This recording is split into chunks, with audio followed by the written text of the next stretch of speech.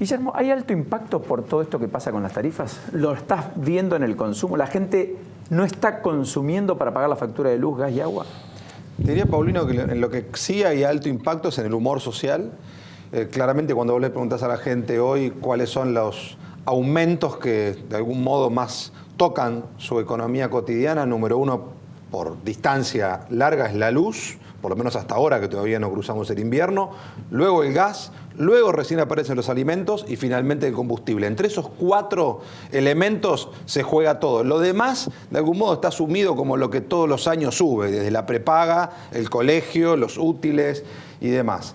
Cuando mirás los números del consumo, la verdad es que lo que te encontrás es con una foto bastante parecida a la del año pasado. Bienes durables creciendo fuerte a doble dígito.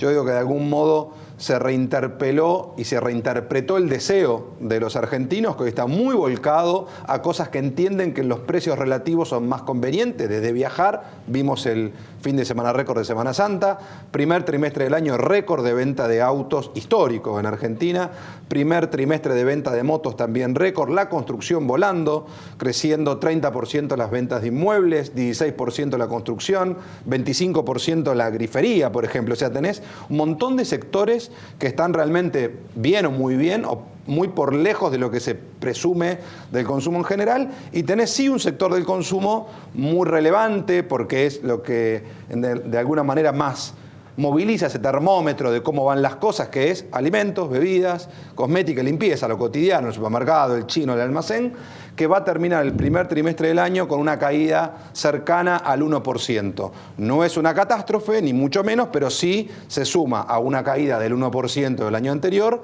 y una caída de 4% del año 2016. Cuando vos juntas todo eso, bueno, tenés una contracción del orden del 5 al 6% en todo este proceso, y ahí está básicamente dinero que hoy está alocándose a las tarifas. Las tarifas hoy se llevan entre el 8 y el 10% del presupuesto de los ingresos de un hogar promedio de la Argentina, que claramente se le han retirado de ese consumo más de corto plazo, que dice, bueno, esto en este momento no lo vamos a comprar. Eso explica la crisis de Carrefour. Por supuesto, no solo eso, pero hay algo de todo eso en un contexto de un acuerdo que vale la pena decir, Nacho, hoy se quebró y por 15 días no se va a poder llevar a la práctica porque hubo una decisión dentro del gremio de Cavalieri que planteó la no aprobación de lo que validó junto al Ministerio de Trabajo la empresa y Cavalieri, y por lo tanto por 15 días no se va a llevar adelante la reestructuración después de un fin de semana de conflicto en varias de las sucursales. Así que es un capítulo abierto, evidentemente. Es que Cavalieri tiene varios regionales y zonales de fuerte crítica para su conducción. Bueno, de hecho se va. Es la novedad, una de las novedades del año, es uno de los dirigentes gremiales que da un paso al costado, a los 85 años, digamos. Bueno, esta disquisición, ¿hay impacto real acá en los super hipermercados? Sí, te diría, Paulino, que el tema Carrefour es un tema, como todo tema complejo, multicausal. Tiene, por un lado, sí el efecto de caída del consumo masivo a un negocio que ya estaba muy finito. De hecho, el propio Carrefour reconoce que hacía 3 años que perdía dinero, es decir, incluido el 2015. Tiene un tema global, que es el formato. Digamos, hoy lo más relevante para la gente, una de las cosas más importantes, es el tiempo. Y esto hace que a la hora de tener que invertir en un traslado a un formato de 10.000 metros cuadrados como es un hiper, lo piense 2 veces o lo piense 3 veces y haga bien las cuentas a ver si le conviene o no. Esto le pasa a Carrefour aquí y en todos los países del mundo. El formato de hipermercados, que es gran parte de su negocio, está complicado globalmente. Tiene un efecto coyuntural competitivo, que es que los comercios mayoristas se dieron cuenta en este repensar del consumidor argentino en la era Macri, post tarifa, cuando empezó a rever cómo compraba y donde dijo, antes compraba sin mirar, ahora me fijo en todo, que es el gran cambio de paradigma entre el consumo K y el consumo M, que empezaban a mirar a los mayoristas de otra manera, asumiendo que a lo mejor no es tan cómodo o no tiene la misma infraestructura, pero sí entiendo que tengo una optimización de mis gastos. Y por otro lado tenés el costo argentino, costo impositivo y sobre todo en una compañía que tiene 19.000 empleados, litigiosidad laboral. Entonces, si vos juntás esos 4 o 5 elementos, empezás a entender la raíz del problema. Las reformas que se han hecho, ¿alcanzan para crear un clima distinto o todavía lo que ves es mucho de desencillar hasta que aclare? Te diría que el clima hoy está muy parecido a lo que estaba previo al momento de las PASO el año pasado, ¿no? Donde la gente está como, bueno, como el clima hoy, ¿no? Como bastante nublado, como un poco pastoso, no es que, de hecho, si mirás los indicadores de opinión pública, el gobierno está viendo entre 45 y 50 puntos de aprobación. O sea, vos no tenés al gobierno derrumbándose. No está roto el vínculo de la gente con el gobierno de ninguna manera. Ahora, la gente está fastidiosa, sí, la gente está quejosa, sí, me parece que es toda una señal política y comunicacional que hoy el presidente haya hecho lo más parecido que hay a una cadena nacional, ¿no? Para explicarle a la sociedad el tema tarifas, en una sociedad que ya en noviembre del 2016 80% decía, sabíamos que las tarifas había que aumentarlas, está bien que había que corregirlas, 9 de cada 10 de esos que decían que está bien dicen no de este modo. O sea, hay un tema de velocidad, hay un tema de modo, hay un tema de, obviamente, es dinero que el año pasado la gente estaba más tranquila porque se había reacomodado, decía, logré guardar y entender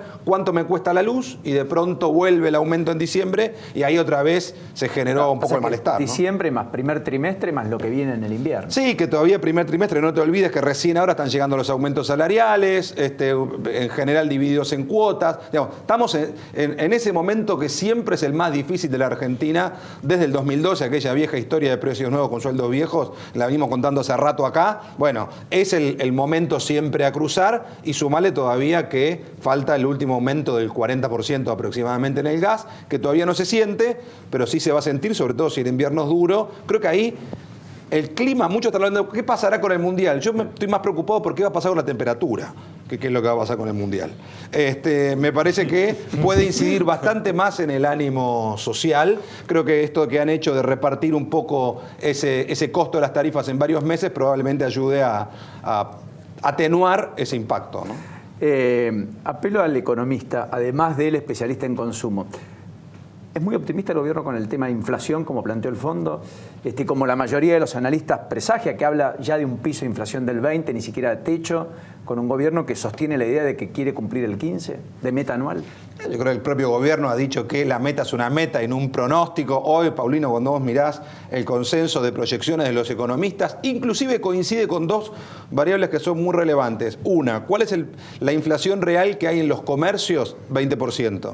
¿Cuál es la expectativa de inflación que tiene la sociedad? 20%. ¿Cuál es la expectativa de inflación que tiene el mercado? 20%. Sería bastante difícil que el número esté lejos de ese orden, ¿no? Me parece que hoy todo el mundo está ya viendo una inflación cercana al 20%, que de todas maneras va a ser 5 puntos menos que el año anterior, sigue bajando, pero de todas formas sigue siendo un proceso inflacionario alto. Creo que acá el año a mirar es el año que viene. ¿Por qué? Porque ese año fundamentalmente se vota. Sí, se vota presidente, gobernadores, intendentes, se vota todo de nuevo. Y además hay que evaluar, lo ha dicho el propio Marcos Peña, creo que hoy o ayer, lo ha dicho el Pinedo el fin de semana, terminaría los ajustes extraordinarios de tarifas, es decir, subas por fuera de la inflación. ¿Qué es lo que dijo Pinedo? Este es el último aumento grande, digamos. Claro, de ahora en más las tarifas van a aumentar en virtud de la inflación. Bueno, si eso es así, la expectativa que tiene el mercado de inflación para el año que viene está cerca de 14, 16, digamos, pongamos un número redondo, cerca de 15%. No sería un mal número para una sociedad que viene acumulando 2015, 1.300% de inflación. Sumale 40 de inflación en el 2016, sumale 25 en el 2017. O sea, esta es una sociedad que viene lidiando con la inflación por lo menos desde el año 2006-2007 fuerte. Eso explica por qué un billete de 100 pesos alcanzaba para llenar un tanque de nafta y hoy necesitas 13, 14 o 15 billetes. Yo creo que eso explica básicamente. Claramente, Paulino, explica sobre todo por qué el mal humor con las tarifas, ¿no? Si vos, todo el resto de los bienes de la economía que fueron subiendo progresivamente, la gente más o menos lo digirió. Ahora, uno que casi no había subido, era pseudo gratis, y de pronto empieza a valer cerca de lo que tendría que realmente valer, y es un shock. Digamos, por más que el modelo económico sea gradualista, en el tema tarifa la sociedad percibe que la situación ha sido es que de no shock. Lo fue.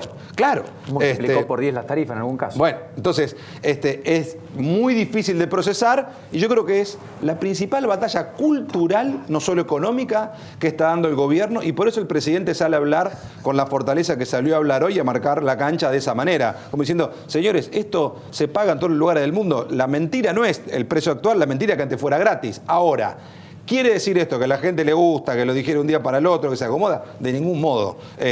A nadie le gusta pagar algo que antes era gratis o que al menos creyó que era gratis. Y creo que en ese sentido se entiende y por supuesto es razonable el mal humor que hay en una buena parte de la población. Guillermo, como siempre, el enorme placer de tenerte. Igualmente. Hasta la próxima, señor. Muy gentil. Será con gusto.